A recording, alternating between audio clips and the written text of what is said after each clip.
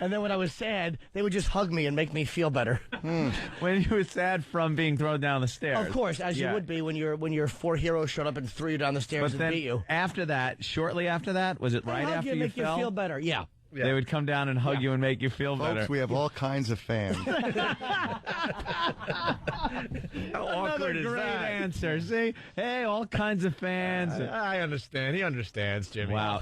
And I tell those stories. I'm a comic, so I tell those stories on stage. I talk about it now. But when I realized what I had done in that photo, and again, I don't want it to come off like it's a homoerotic thing, because I can't even look at it. It's like really douche. Yeah, I bet.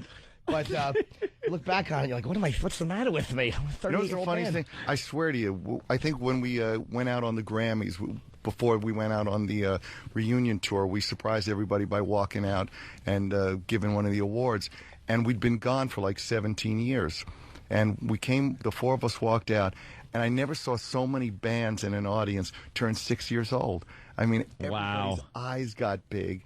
And, you know, these guys from these very serious bands suddenly were, you know, they were kids again. Yeah. There's something about Kiss that's eternal and timeless. And, you know, as long as we can slap on that makeup and not eat too much, we pretty much look the same. Well, my dad took me to see you guys in, I want to say you were working with Cheap Trick. I don't remember if they ever opened for you. Yeah, Cheap Trick, we took them out of the clubs and took them on their first tour. Was that the first concert your father took you to, or what was the first one? Yeah. I remember there might have been another show before that. I don't remember any other concert my father might have taken me to. Oh, come on. Do tell. Yeah, which one was that again? Yeah, well, there was Helen with you. You and your dad. I don't know what Helen, you bought 3 seats just in case she showed up. Well, it was the infamous Village People Sister Sledge Tour. I missed that one. Yeah, it was really good, probably because you were with girls. That's why you missed it. I don't know what's the matter with me. With his dad, Village People. The Village People.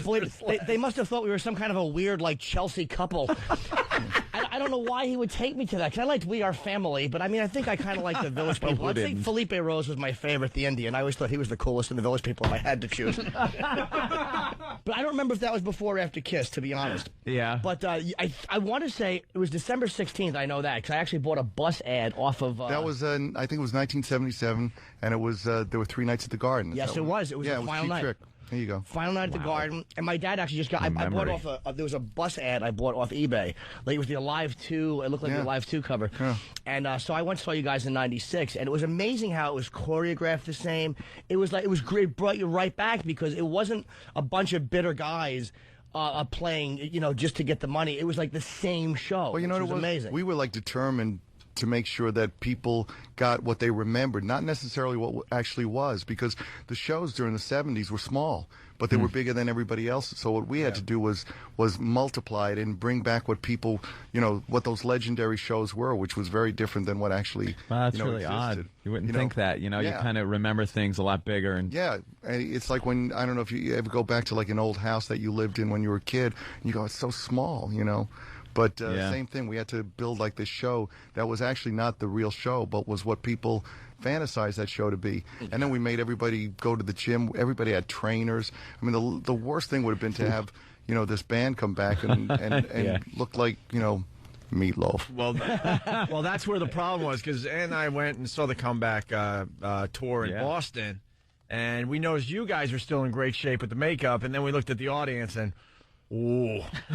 They were trying to squeeze into their old rock outfits. They should have hit the gym before they hit the Kiss concert. A good night was had by all. There you go. He ain't trashing Everyone enjoyed the show. Right. We enjoyed looking around and seeing girls that probably were hot back in the day and trying to wear the same exact. I was looking at their daughters. What do you? Yeah, there you go. There you go. Well, that's the beauty of being in the band is you can pass the mothers off to the other audience members and then hit the daughters. That's got to be the beautiful part about it. 2 generations of banging. In the late 70s, when Kiss became much more family-oriented and more family-friendly, we would have all these moms bring their kids.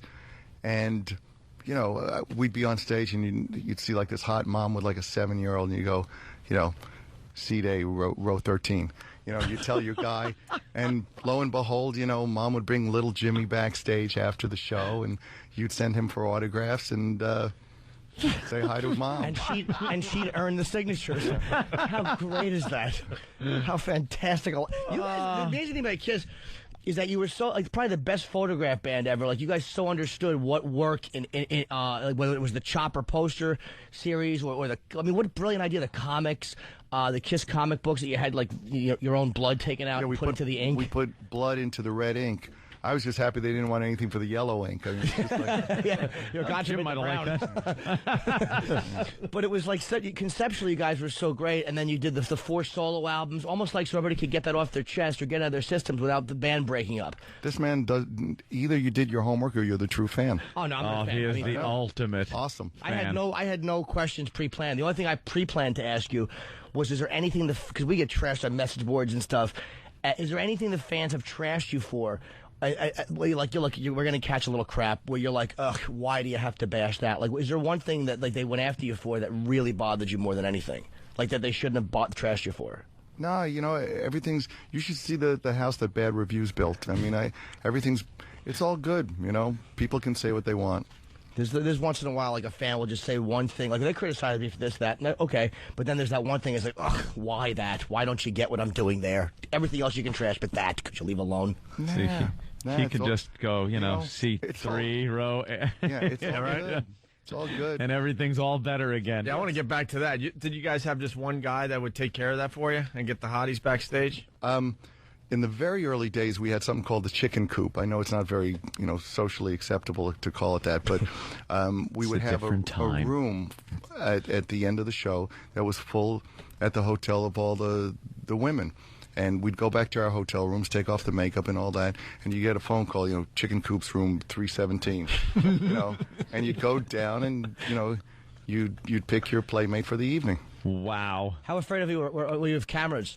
Because the thing in the 70s was there a photo of Kiss? Was that really Gene with Cher, or a photo? Which when you look back, there were actually some photos taken of you guys. Sure. You always deny. Yeah, but it was so funny because I think that media didn't want to kill a good thing. So yeah, back then they played along. Nowadays it's completely different because like they talk about how everyone knew about Kennedy banging broads in the White House, but the media was like, that's none of our business. Now, of course, it was so much easier. Yeah, you look back at all these presidents and what they were doing, and now, Jesus, you know what they had for breakfast, but then, what was going on with Kennedy or Johnson or any of those guys or Hoover. Jesus, the mystique of the whole. Oh, he was a naughty one, that J. Edgar. Yeah, that J. Edgar Hoover. Yeah. That was one for you. Oh, he was a saucy one. Him and Mark Foley would have had a lovely IM chat.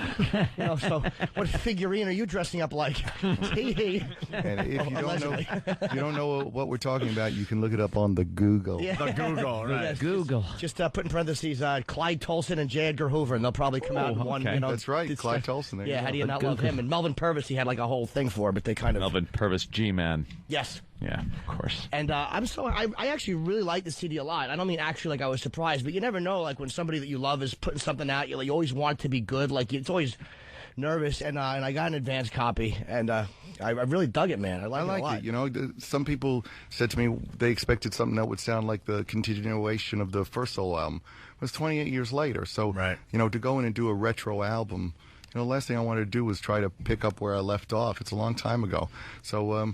But the heart and soul of the album's the same. I mean, the things that I loved about music are all in there, and the philosophy is the same. I mean, what got me where I am is that live to win. You pick your goals, you pick what you aspire to do, and you don't let anybody get in the way. So that way, at least if you fail, you still win. I mean, if you lose on your own terms, you're still a winner. Mm-hmm. Have you and Gene ever had a little discussion about his? Maybe being a little overzealous with the marketing of Kiss. Sure. Yeah, look, we're very different people, and as much as possible, we try to stay eye to eye on Kiss stuff. But sometimes things that he does outside of Kiss somehow, it's kind of like the Tar Baby. It gets stuck to Kiss when it really has nothing to do with us. I mean, I can't stop him from doing his. Whatever he is doing today. Whatever he is. And somehow what gets tagged on, understandably, is Gene Simmons of Kiss. Right. But, I mean, reality TV, I'd rather take a bullet in the head. Yeah. I mean, I mean, do you, as a member of Kiss, does it kind of get to you that there's so much overexposure because of how many products he's putting out and different types of products that really have nothing to do with the band it's pretty much just the name, and then get the product out. We put out a lot of products, but the truth is that